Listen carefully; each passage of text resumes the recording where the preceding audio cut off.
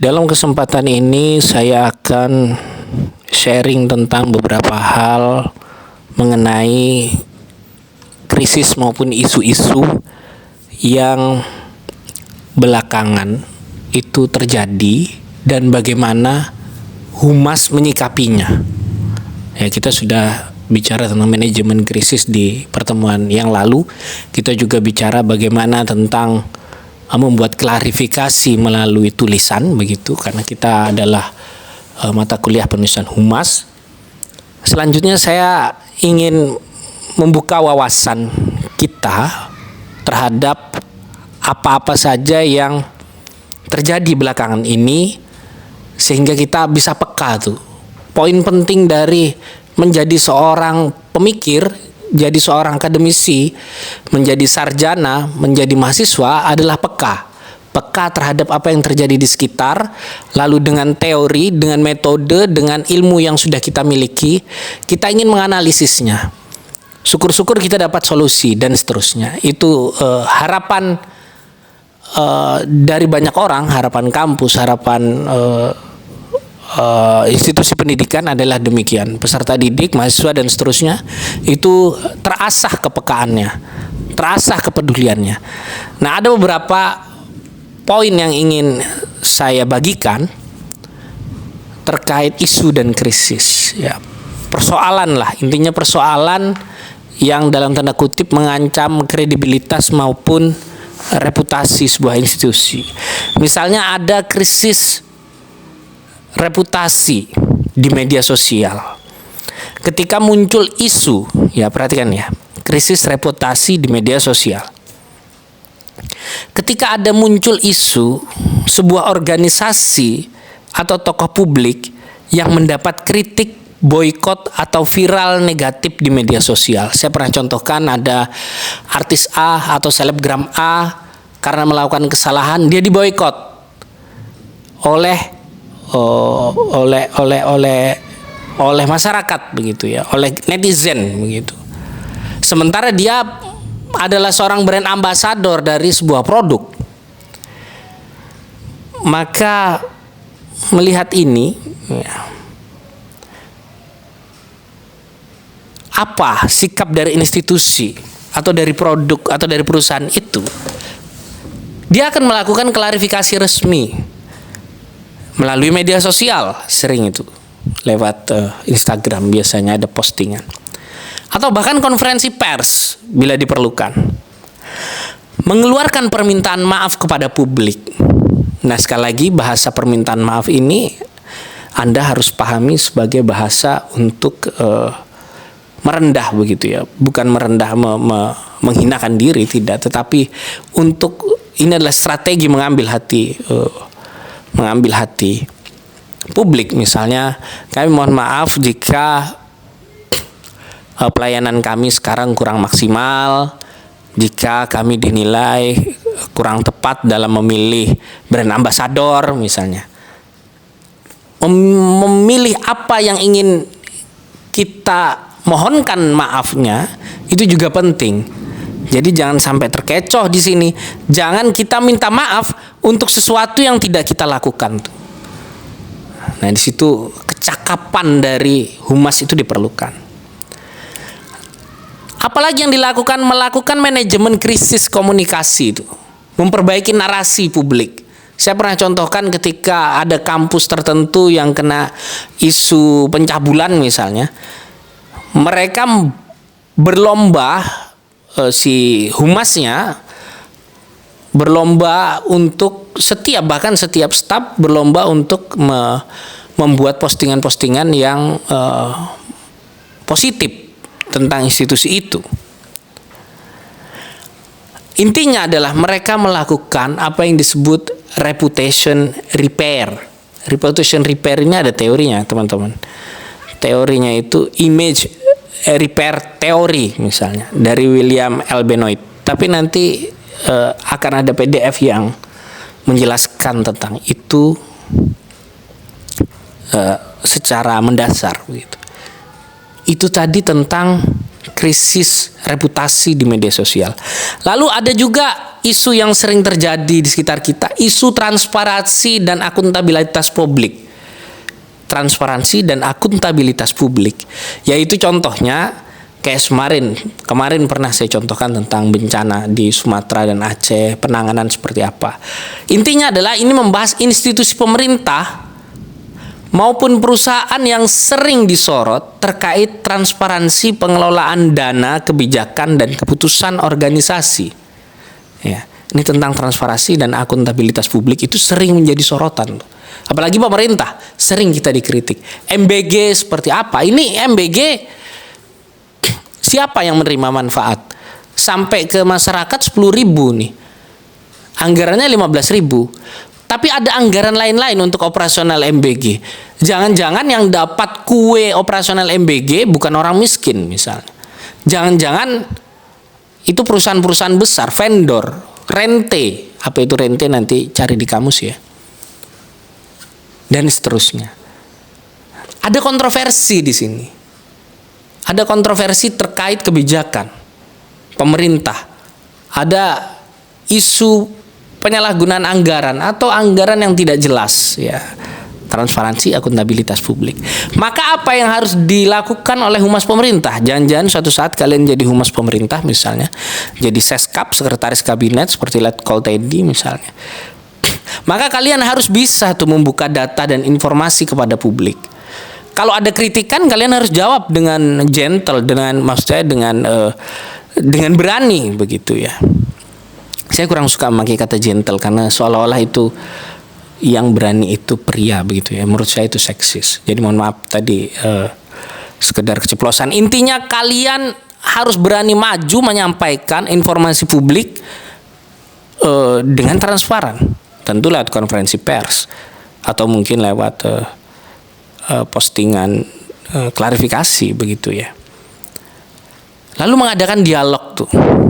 Kendel-kendelan ae le awak humas pemerintah. Ya apa meneh? Gak ono cara lain.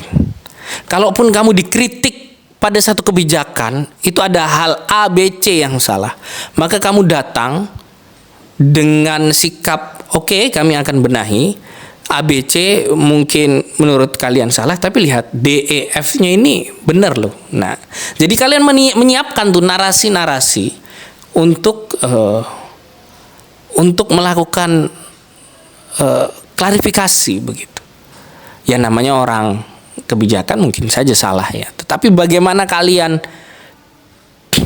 melakukan komunikasi kehumasan itu yang penting. Membuka data, melakukan dialog, terus pakai strategi open government communication. Intinya kalian sebagai pemerintah siap untuk dikritik, siap untuk diberi masukan, dan itu benar-benar kalian harus siap. Jangan ini hanya teori begitu loh. Kalian harus jadi pemberani. Nanti kalian kalau jadi humas di pemerintah, jangan humas yang asal-asalan begitu. Asal Bapak senang tapi tidak menerapkan ilmu-ilmu kalian, menerapkan hati nurani kalian. Dan kalau memang ada problem di anggaran, berjanjilah untuk melakukan audit dan investigasi itu internal. Sampaikan itu pada publik dan lakukan. Progres investigasi dan audit itu sampaikan lagi pada publik begitu. Jadi konten lagi lumayan. Ya, itu sudah 2 ya. Tentang krisis reputasi, tentang isu transparansi dan akuntabilitas publik yang biasanya berkaitan dengan kepemerintahan. Ada juga isu etika dan perilaku pejabat dan tokoh publik. Ini kadang-kadang ini jadi problem ya. Jadi gosip begitu ya. Ada perilaku-perilaku individu yang mewakili institusi dan berdampak pada reputasi organisasi. Kontroversi pernyataan pejabat, pelanggaran etika, skandal personal. Tempo hari kita lihat ada anggota dewan yang memberikan pernyataan-pernyataan yang kontroversial sehingga itu makin memicu demonstrasi di bulan Agustus 2025 kalau kalian masih ingat. Nanti dicari saja. Ada beberapa anggota dewan begitu yang ngomong begini. Akhirnya publik malah marah. Orang susah-susah mereka kok malah begitu dan seterusnya. Nanti dibuka arsipnya di media sosial, di website banyak. Lalu ada juga misalnya anggota dewan yang kepergok nonton film yang tidak senonoh begitu. Nah, padahal dia sendiri yang nonton, atau 2 orang atau 3 orang, tapi reputasi organisasinya kena semua. Maka apa yang kalian lakukan seandainya kalian jadi humas DPR? Ini misalnya kalau kita ini humas DPR RI ya. Keluarkan pernyataan resmi bahwa itu perilaku individual. Tidak bisa dikaitkan dengan reputasi organisasi. Nah, kalian sebagai humas juga komunikasi sama pimpinan dewan. Ini harus ada sanksi, Pak. Karena kalau gak ada sanksi, gak dievaluasi, citranya ini, citra DPR tambah jelek, Pak, misalnya. Salah saiki DPR wis dikritiki banyak pihak, tambah elek, Pak, kalau kita tidak. Nah, itu kalian tugas humas. Makanya dalam pertemuan sebelumnya saya sampaikan, humas harus punya rantai komunikasi langsung dengan pimpinan. Kalian harus menyampaikan itu. Karena penting, citra publik itu penting, Pak, untuk organisasi. Reputasi itu penting. Makanya kamu ngomonglah kepada ketua dewan atau pimpinan dewan, ini harus disanksi, Pak, harus dievaluasi entah bagaimana caranya. Karena kalau tidak selesailah DPR ini. Makanya kemudian ada sanksi kan untuk anggota DPR. Persoalan sanksinya itu kemudian juga mendapat kritikan publik, itu hal lain. Tapi pada waktu itu sanksi sudah dijatuhkan. Lalu lakukanlah rebranding. Nah, ini mirip dengan yang tadi ya. Repair, kalian melakukan repair itu tadi. Melakukan rebranding, melakukan pemosisian komunikasi baru begitu. Berkomunikasi dengan cara yang lebih baik. Kalian membuat konten-konten tentang kegiatan-kegiatan positif DPR misalnya. Terus membuka kanal-kanal aspirasi yang memang transparan begitu, dan seterusnya. Ya. Terus ada juga isu lain. Selain tadi kan isu tentang tokoh publik ya. Ada juga isu lingkungan dan tanggung jawab sosial, teman-teman, yang sangat saya cintai. Banyak perusahaan itu dikritik karena dia merusak lingkungan. Misalnya perusahaan tambang, pernah kita bahas.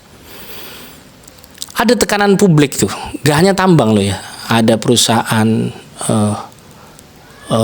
banyak perusahaan di tepi-tepi sungai di Jawa Timur ini juga konon membuang limbah misalnya ke kali misalnya. Tidak hanya tambang, tapi juga perusahaan yang pakai cerobong, ngono-ngono kuwi wakeh ya nang Jawa Timur. Nah, tekanan publik itu besar kepada perusahaan-perusahaan itu, apalagi ada ormas, ada LSM dan gerakan sipil begitu ya, masyarakat sipil. Nah, dengan isu seperti ini, misal kalian jadi humas, apa yang kalian lakukan? Kalian harus memastikan bahwa corporate social responsibility atau sumbangsih tanggung jawab sosial yang menjadi sumbangsi perusahaan itu dilakukan dengan maksimal. Jangan sampai itu abal-abal. Kan ada pernah isu yang 200 T atau berapa begitu, itu permainan disinyalir karena ada kong kali kong soal CSR. Karena CSR perusahaan itu seringkali besar, tapi ternyata dikasihkan ke orang yang nggak tepat, sehingga nggak dapat masyarakat, tapi dapat penerima CSR itu, sehingga ya tidak maksimal. Istilahnya itu CSR dapat belanti dapat maklarnya. Jadi CSR itu kadang-kala misalnya logikanya apa, ilustrasinya. CSR diberikan untuk ngasih perahu bagi nelayan. Tapi karena nelayan itu tidak bisa membuat perahu, dikasihkanlah CSR itu kepada perusahaan perahu yang mereka akan memproduksi perahu untuk para nelayan. Tapi ternyata dari 5 miliar dikasihkan pada perusahaan pembuat perahu, hanya 1 miliar yang dibuatkan perahu, yang 4 miliar dimakan sama perusahaan perahu tadi. Sebenarnya tidak apa-apa perusahaan perahu itu dapat untung karena toh mereka adalah pembuat perahu. Tapi kalau berlebihan dan ada disinyalir melakukan kong kali kong begitu, yang justru tetesannya atau yang didapat masyarakat itu terlalu sedikit, maka itu yang dipersoalkan.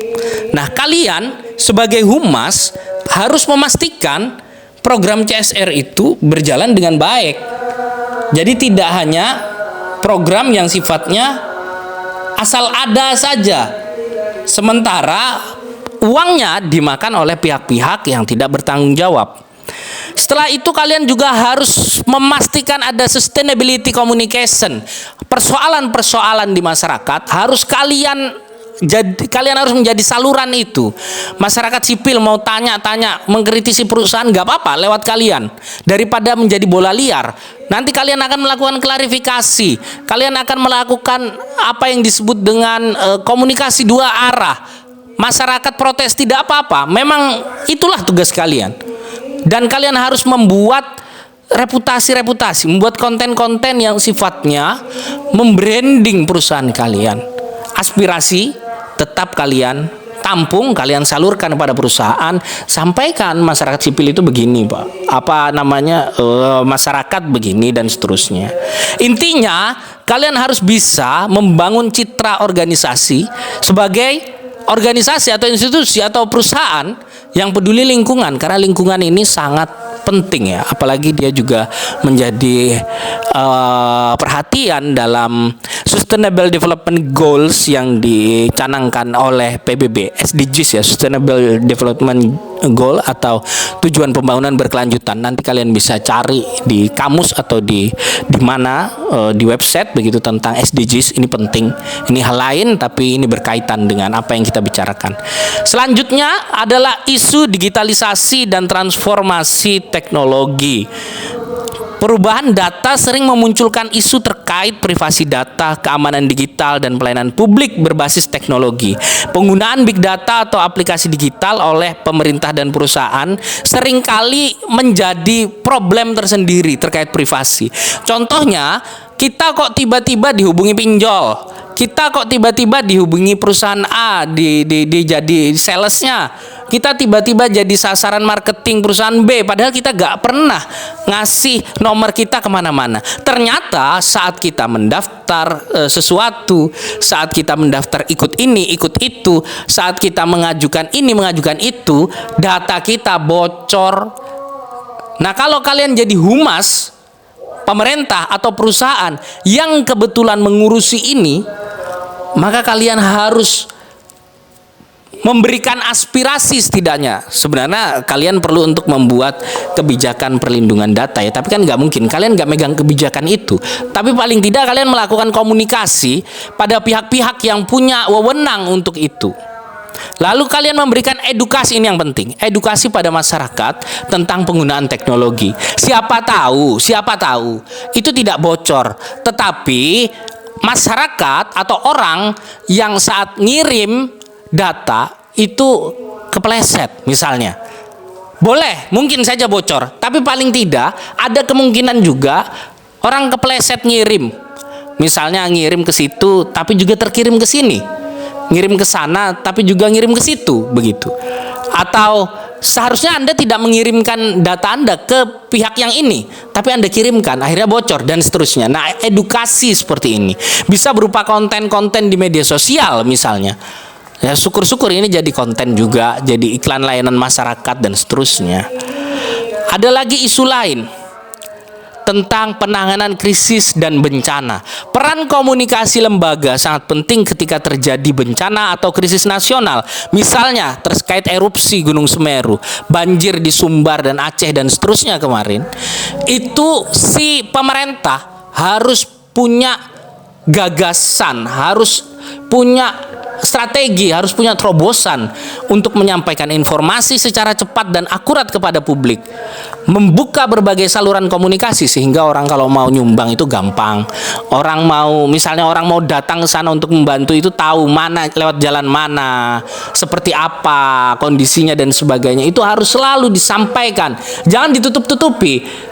Khawatirnya ada orang, kan pemerintah yang nggak mau hal ini diketahui publik karena ini aib pemerintah misalnya. Nah, itu kalian jangan sampai menjadi bagian misalnya pemerintah yang seperti itu. Kalau ada pemerintah seperti itu ya, saya tidak menuduh, tapi misalnya ada yang seperti itu, kalian jangan menjadi seperti itu.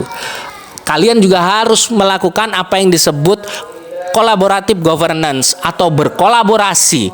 Sudahlah, kita tidak bisa hidup sendiri, teman-teman. Pemerintah daerah, pemerintah pusat, siapa tahu kalian jadi humas di sana, jadi seskap nantinya.